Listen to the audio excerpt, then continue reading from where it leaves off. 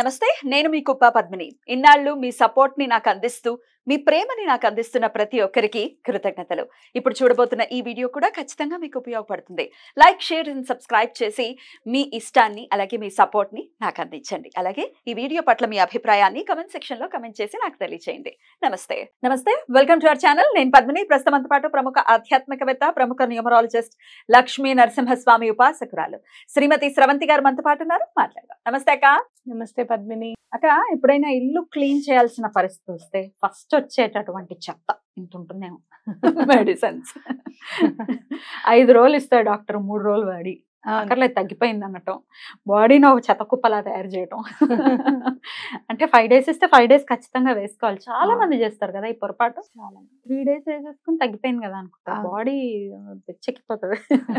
సరే, ఇట్లా లేకపోతే ఎక్స్పైర్ అయిపోయినవి కూడా అలాగే ఉంచుకోవటం, ఆ కవర్స్ అక్కడెక్కడే చాలా విచిత్రంగా ఉంటుంది. అసలు ఈ మెడిసిన్స్ విషయంలో మీరు ఒకసారి చెప్పినట్టు నాకు గుర్తు, చాలా జాగ్రత్తగా ఉండాలి, తీసి పాడేయాలని చెప్పి ఒక్కసారి వివరంగా చెప్పండి. ఎక్కడ పెట్టుకోవాలి? ఇంట్లో కూడా దానికంటూ ఒక పర్టికులర్ ప్లేస్ ఉంటుంది కాబట్టి అక్కడే పెట్టుకోవాలి.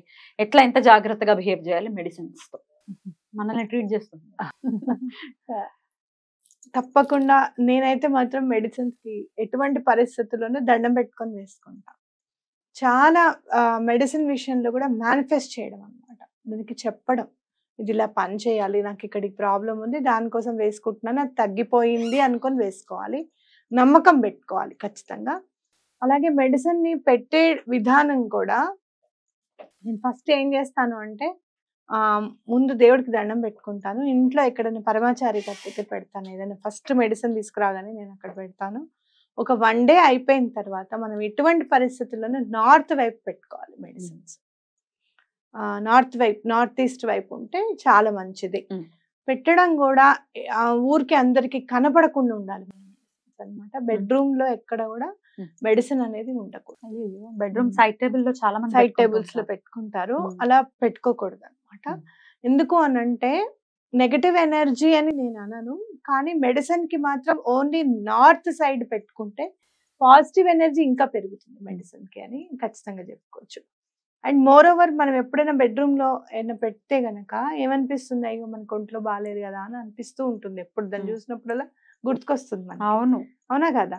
కాబట్టి నార్త్ వైపు కనపడకుండా ఉండాలి మెడిసిన్ అనేది. అండ్ మోర్ ఓవర్ ఎక్కడైనా మనం టీవీ దాంట్లో ఇప్పుడు టీవీ ఇట్లా వస్తున్నాయి కదా, వాల్ యూనిట్స్ వస్తున్నాయి, ఆ వాల్ యూనిట్స్ లో పెడితే గనక ఆ రేడియేషన్ వల్ల కూడా మెడిసిన్ కి ప్రాబ్లం అవుతుంది. మీరు పాడైపోవడము, ఆ టేస్ట్ మారడం అనేది జరుగుతుంది అనమాట. పోగొట్టుకోవడమే కాదు, పాడవుతుంది, మెడిసిన్ కూడా పాడవుతుంది. కాబట్టి ఆ రేడియేషన్ కి దూరంగా ఉంచాలి. చాలా మంది ఫ్రిడ్జ్ పైన పెడతారు మెడిసిన్స్. ఫ్రిడ్జ్ పైన ఉంటాయి, ఫ్రిడ్జ్ పైన మెడిసిన్స్ పెడతారు. లేదంటే ఫ్రిడ్జ్ పైన ఒక ప్లాస్టిక్ షీట్ వేసేసి ఆ షీట్ లో డబ్బులు పెడుతూ ఉంటారు.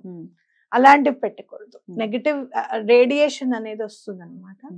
అయితే ఈ రేడియేషన్ మెడిసిన్ తగులుతుంది కాబట్టి అక్కడ పెట్టకుండా నార్త్ వైపు మీకు ఎక్కడన్నా పెట్టుకోండి. మాకు ప్లేస్ లేదు అనకండి. ఒకవేళ ప్లేస్ లేకపోయినా ర్యాక్స్ లాంటివి ఇప్పుడు దొరుకుతున్నాయి చక్కగా, ఆ ర్యాక్ పెట్టుకొని దాంట్లో మెడిసిన్ అనేది పెట్టేసేయండి. కనపడకుండా ఉండాలన్నమాట ఎప్పుడు కూడా. మనం ఇంపార్టెంట్ మెడిసిన్స్ ఏమి ఉన్నాయో అవి మాత్రమే అటు పెట్టుకోవడం అనేది కూడా చాలా ఇది. ఎందుకంటే మనం ఇంట్లో ఒకవేళ ఊరికే మీకు ఒంట్లో బాగుండట్లేదు, ఏదో ఒక ప్రాబ్లం వస్తుంది, హెల్త్ ప్రాబ్లం అంటే కనుక వాస్తుని చెక్ చేయించడం కూడా చాలా ఇంపార్టెంట్. నేను చాలా గమనించింది ఏంటంటే, ఈశాన్యం వైపు గోడ పెద్దగా బరువుగా ఉండి ఆగ్నేయం వైపు గనక మీకు గోడ సన్నగా ఉంటాయి. జనరల్ గా ఏం చేస్తామంటే ఈశాన్యం వైపు గోడ పెట్టేసుకొని ఆగ్నేయం వైపు బాల్కనీ ఇచ్చి ఆగ్నేయం వైపు బాల్కనీకి ఇట్లా గ్రిల్ లాగా పెట్టుకుంటున్నారు. సో గోడ సన్నమైనట్టు. అలా ఉండకూడదు, తగ్గించుకోండి. రెండు బ్యాలెన్స్ గా ఉండాలి. అలా ఉంటే ఆగ్నేయం వైపు ఈ హెల్త్ ప్రాబ్లమ్స్ ఏమైనా వస్తున్నాయి అని అంటే ఆగ్నేయం వైపు ప్రాబ్లం ఉంది అని. అలాగే మీరు కిచెన్ మందు వేసుకోవడానికి వచ్చేసి కిచెన్ లో నుంచి వేసేసుకుంటారు, అది కూడా పొరపాటు. అలా కూడా చేయకూడదు. కిచెన్ లో మెడిసిన్ అనేది ఉండకూడదు ఖచ్చితంగా.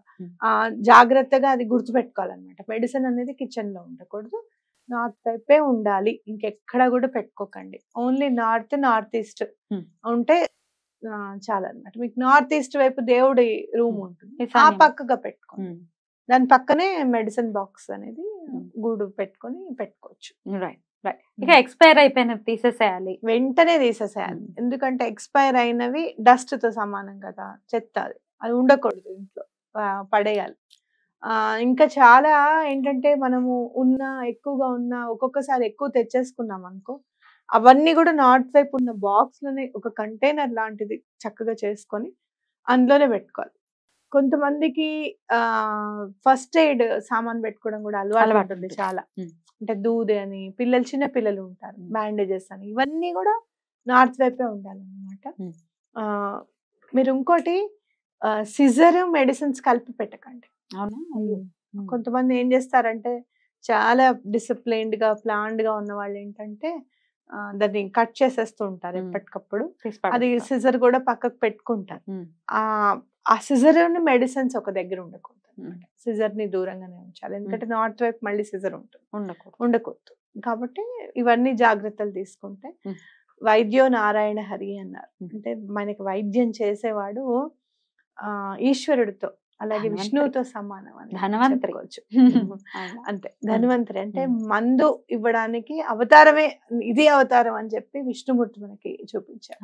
కాబట్టి తప్పకుండా మందు వేసుకునేటప్పుడు ఆ నారాయణుని స్మరించుకొని చక్కగా దీంతో తగ్గిపోవాలి అని చెప్పి వేసుకోవడము, ఆదిత్య హృదయం చదవడం, ఇలాంటివి చేస్తూ ఉంటే మనకి ఆరోగ్యం కూడా బాగుంటుంది. తప్పకుండా.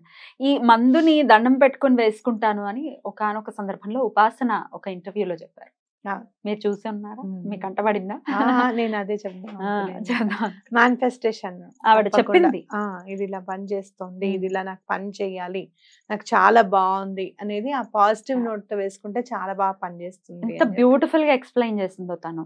ఆ మంత్రం మెడిసిన్ వేసుకునేటప్పుడు ఆ దండం పెట్టుకుని వేసుకోవటం, ప్రతిరోజు మీ సమస్యలను ఒక పేపర్ మీద రాసి కాల్చి పాడేయండి అని కూడా చెప్పింది తను. మేనిఫెస్టేషన్ టెక్నిక్స్ ఇవన్నీ. ఎందుకు పెద్ద పెద్ద వాళ్ళు ఇది మనదా కాదా, మీరు బిర్యానీ ఆకును కూడా వదలరా, ఇట్లాంటివన్నీ కాకుండా చేసుకుంటున్నారు. వాళ్ళకి ఏం అవసరం, వాళ్ళకు ఉండే జీవిత విధానంలో వాళ్ళ జీవితం వెళ్ళిపోతుంది. అసలు వాళ్ళు చేస్తారా అని వీళ్ళు చెప్తుంటారు, వాళ్ళ ఇంటికి వెళ్ళి చూసి వచ్చినప్పుడు. చేస్తారు చేయరని కాదు, చేయమని చెప్తున్నారు. అంటే ఒక మనిషి మనస్తత్వం ఎప్పుడైనా కూడా ఎవరైనా చేసి అది బాగుంది అని అంటే మాకు ఇది బాగుంది మీరు కూడా చెయ్యండి అని చెప్పడంలో ముందు ఉంటారు కొంతమంది. తప్పకుండా అది అర్థం చేసుకోండి. ఎందుకు అనంటే దైనందిన జీవితంలో ప్రతి దాంట్లోనూ భగవంతుణ్ణి చూడడము అనేది మేనిఫెస్టేషన్ టెక్నిక్స్ అనేవి నేర్పిస్తాయి. అంటే ఈ మేనిఫెస్టేషన్ అంటే ఏంటి మళ్ళీ అని అంటే నిర్మించుకోవడం, మన కోరికని నిర్మించుకోవడం. ఇటుక పేర్చి మనం ఎట్లయితే ఒక ఇల్లు కట్టుకోవాలి అని అనుకొని ప్రతి డబ్బు దానికోసం ఎట్లయితే దాస్తామో, అది ఖచ్చితంగా ఇల్లే కట్టుకోవాలి కదా, మరి దానికోసం మేనిఫెస్ట్ చేయాల్సిందే. నువ్వు ఆ డబ్బు ఇంకో దానికి ఖర్చు పెట్టేస్తున్నావు అనుకో, ఎంత బాధ అనిపిస్తుంది మనకి, అవునా కదా? అయ్యో దానికి అనుకున్నామే అని అనిపిస్తుందా అనిపిదా? కాబట్టి ఆ మేనిఫెస్టేషన్ టెక్నిక్ పెద్దవాళ్ళు కూడా ఎందుకు చేస్తారు, వాళ్ళ జీవితాలు ఈజీగా వెళ్ళిపోవడానికి. కష్టం ఎప్పటికైనా. మన కింద ఉన్న వాళ్ళు సరిగ్గా పని చేయలేదు అనుకో పద్మిని, మనకి ఎంత బాధ అనిపిస్తుంది, అవునా కాదా? ఇప్పుడు వీడియో చేస్తున్నావు, ఎడిటింగ్స్ అవ్వలేదు, టైంకి రిలీజ్ అవ్వలేదు, ఎంత బాధ అనిపిస్తుంది. అయ్యో రేపేనండి ఈ పండుగ, ఇవాళ వేయకపోతే ఎట్లా, నన్ను అడుగుతారండి గెస్ట్ అని అనుకో. అవన్నీ సవ్యంగా వెళ్ళిపోవాలి అని అంటే ఈ మేనిఫెస్టేషన్ టెక్నిక్స్ చాలా ఉపయోగపడతాయి. మనకి ఎక్కడ కూడా టెన్షన్ పడకుండా ఆ పనిని అవ్వడానికి సహకరిస్తారు. పెద్ద పెద్ద వాళ్ళు ఇలా ఉపాసన గారు అవ్వచ్చు, ఇంకెవరైనా అవ్వచ్చు, చేస్తున్న విషయము ఆవిడంటే ఓపెన్ గా చెప్పి ఉన్నారు. ఎవరెవరు ఎలా చేసుకుంటున్నారు, కొంతమంది కోట్ చేస్తూ ఉంటారు, అక్క కామాక్షి దీపంతో దీపం పెడితే మరి అంబానీ ఎన్ని దీపాలు పెట్టాడు అని అడుగుతూ ఉంటారు. వాళ్ళు ఏం పెడుతున్నారో, వాళ్ళు ఎట్లా అంబానీ క్రితం జన్మ ప్రోగ్రామా శ్రవంతి గారి స్టైల్లో నెక్స్ట్ ఎపిసోడ్ లో చూద్దాం. థ్యాంక్ యూ అక్క. నమస్తే.